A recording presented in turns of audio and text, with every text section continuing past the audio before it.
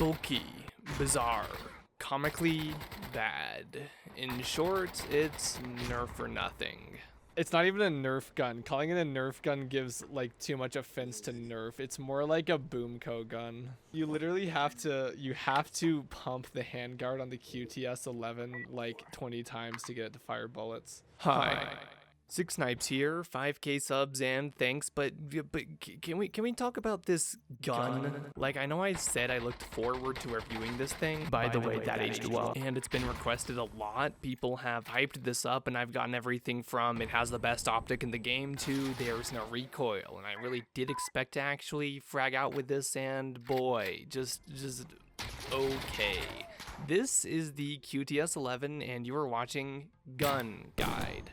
As far as Insurgency goes, I've always had the opinion that there are no bad guns in the game. Like, there are things that are probably less ideal in conventional engagements, but no matter what, everything sort of has its niche, and as long as you recognize the traits and play around them of really any weapon, you can win. The QTS is not like that.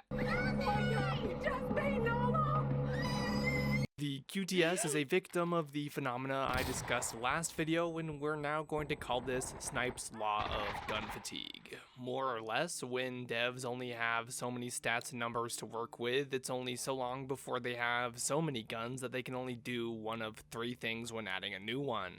Three things that are all based around balance, because there's only so many combinations of high or low recoil, damage numbers, capacity, and whatnot that are balanced. That number is fixed. Without more stats added, it doesn't change. So as a workaround, they can 1. Make the gun feel or function very similar, if not identically, to another, either intentionally, but way more common unintentionally. We saw this with the AUG basically being a functional AK for the security team. 2, they can make it overpowered, because at a certain point, if there has to be a difference between guns and the balanced combinations are used by something else, so eventually you have to give it something with a higher or lower stat in some category that it becomes really, really good. And thirdly, in the case of the QTS, opposite of the last one, with no hope of having a new balanced weapon, you just make a piece of junk.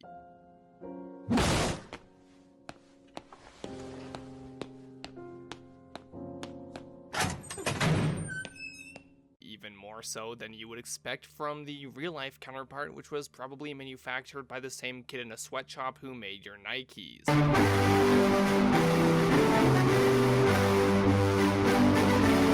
The gun is admittedly something I hadn't heard of, but based off of just the model, I surmised several things, and in my opinion, the reason this gun is so bad is because they came at it making a conventional weapon with basic features, grenade launcher, magazine, optic, whatever. It all functions like a regular gun, but the QTS 11 or else the Type 11 or even the ZH-05 rifle is not a regular gun. Okay, so more or less 10 years ago, several nations were investing in these antiquated ideas of future soldier programs where they would try and develop highly advanced weaponry. This began with the United States and an experimental XM25 platform produced by H&K, which prominently featured a mountable implement known as the Airburst. Essentially, you have a standardized rifle integrated with a gun that fired a small explosive ordnance round capable of exploding in the air. Now, due to various reasons, the largest of which was probably the expenses and difficulty to fine-tune something so advanced for the average infantryman, the projects such as these with their fancy gizmos mostly died out and reverted to the old days of the ARs and AKs.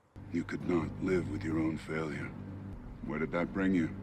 Back to me. With that in mind, just a glance at this, and it's pretty evident that this was China's attempt to do something similar in that era. The bulky console with buttons here is clearly a computer module, something not necessary to dumbfire the 30mm you'd find in an M16. Instead, this almost certainly is a unit which designates the range at which rounds trigger at, a feature which would allow the gun to fire a projectile which passes over a target's cover and explodes within proximity of their location, much like the Airburst in Battlefield 4. Now, this feature would be incredible and a game changer in Sandstorm, but instead what we get is something which, for all intents and purposes, behaves identical to a standard grenade launcher, but without any optic, which, by the way, should be this. Mission failed! In real life, it's an integrated laser designator. In game, it's just there.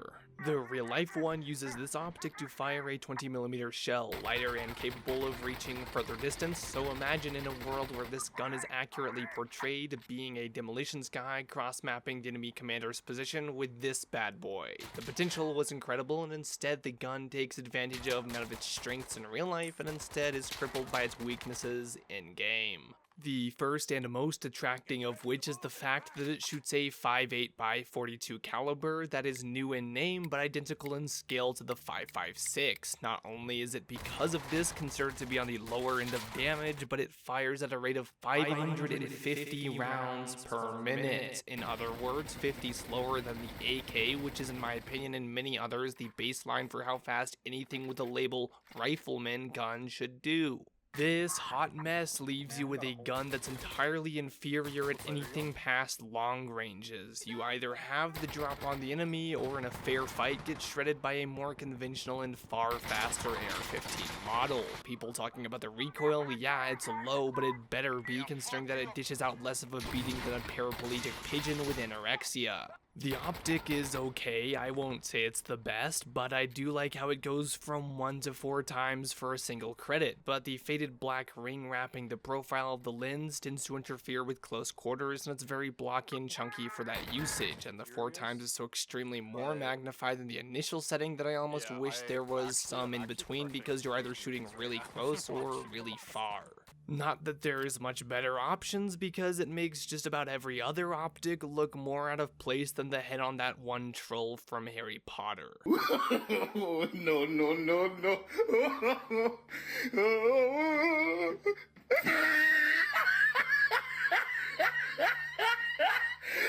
Look at the top of his head. Now, I would be fine with all of this if it had even a semblance of the benefits you get from having a grenade launcher integrated above the barrel. In reality, you get to save the space on the underside for niceties like foregrips, which wouldn't regularly be compatible with a grenade launcher, and yet with plenty of space under the gun, equipping the smoke or explosive option for the QTS eliminates the possibility of having any other form of rail attachment there. And this is where I put it. Loading grip. If I had one. It's almost as if the gun was programmed with the same UI as the rest of the rifleman guns. With that in mind, having your cake and eating it too would ultimately probably carry this gun to a much higher tier of efficiency. My conclusion is that with the internal optic plus the ability to have both the grenade launcher and a foregrip, this gun could easily be good, but as it is, it's just too weak to say I'd use it over anything else compared to it at 4 credits. Maybe a better way to phrase this is that this gun costs the same as the Alpha AK, and that's hilarious. Now, don't get me wrong, this isn't to shame the good old boys at Indubskis. After all, it's a new gun, and I'm not one to look a gift teeth in the horse. As a matter of fact, I'm not even sure that given the code they have, they could make a gun with both a launcher and, say, a bipod simultaneously, much less toggle between an integrated optic and a second variable one. But if they could, this would easily just be one of the neatest things ever, and if they could make it airburst, well, then you'd be cooking with gas. I don't hate this gun. It's obviously a meme and functions as stupid as it looks, and honestly, I'm perfectly okay with that, and if it doesn't change, I won't throw a fit. I also won't change the thumbnail though. In fact, the only thing I do take issue with this is that you can do this with its magazines. Overall, the best usage probably entails throwing on a ghillie suit and seeing if you can just sneak up on the enemy and nail them from behind, because as the mighty General Sun Tzu once said, gotta flank through the grass to spank that ass. Alright, that's just about all I have to say about the QTS-11. It's bad, it's a joke, and if you get killed by it, you've been styled on. As for 5,000 subs, guys, I can't say enough about how blown away I am. One of my recent videos took off and broke 30,000 views, and viewership is up by 200%. None of it would be possible without my fans, so again and forevermore, thank you. I'm going to make a video on this, the newest update, and probably my summary of thoughts on 1.9 as a whole. And then of course you have a 5K sub special to look forward to. But until then, I'm Six Snipes. This is a humpback whale reincarnated as a machine gun, and you've been watching Gun Guide. I'll see you out there in Sandstorm. Alright, so picture this. You go into battle, you think your government gave you a good gun, But really, you're just firing fucking blanks? And you can't hit anything because you're firing blank? You should be losing and you have such low fucking bullet fucking count numbers? Oh, I'm gay, I fucking hate this gun.